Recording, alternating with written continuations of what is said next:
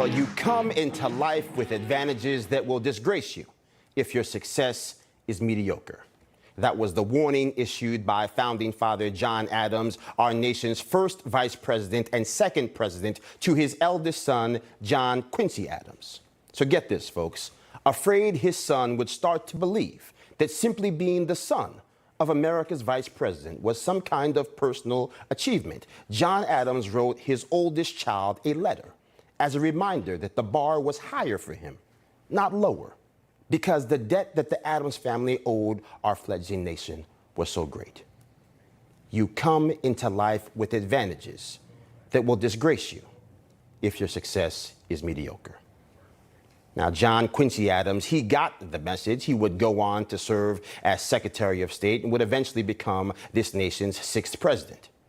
It's a pretty stark contrast when you compare that story to the current father-son duo hanging out over there at the People's House on Pennsylvania Avenue down in D.C.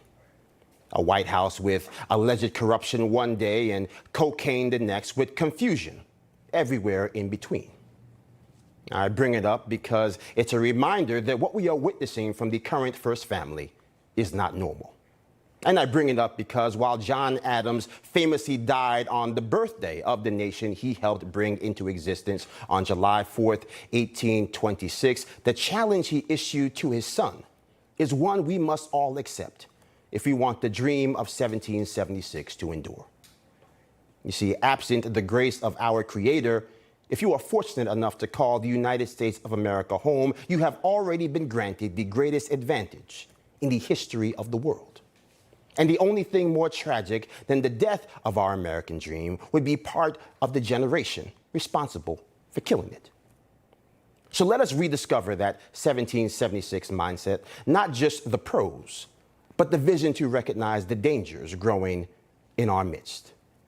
When in the course of human events we find a president who reeks of complicity because the stench of his son's corruption has begun to consume his presidency and the country, we must declare anew our commitment to leadership with a servant's heart. When in the course of human events we witness mothers coming together in defense of their children's education only to be labeled a hate group, or fathers who show up at the local PTA meeting only to be placed on a terrorist watch list by their own government, we must declare anew that the pursuit of happiness will never be deferred by those who seek to undermine the children who give life purpose or the liberties that make that purpose possible. When, in the course of human events, we witness a government so obsessed with pressuring tech companies to allow them to spy on you without a warrant, they fail to notice that the Chinese Communist Party has built secret police stations on U.S. soil to conduct illegal surveillance. Well, we must certainly declare anew that in this age we shall not sacrifice freedom for security. Not one more day, nor one more hour. This is a president that let Russian hackers shut down the colonial pipeline here at home and did nothing. This is a president that created a border crisis, told us it was a figment of our imagination, and now spends more money each day housing migrants than he has to help Americans in places like East Palestine. All while it is clear to anyone paying attention with any integrity that his son has used this do-nothing presidency to sell out the nation that we love for cold, hard cash. So yes, if it feels like 1776, it's because, as Ronald Reagan admonished us, freedom is not free. It is not passed down in the bloodstream. We must surely fight for it. You come into life with advantages that will disgrace you if your success is mediocre.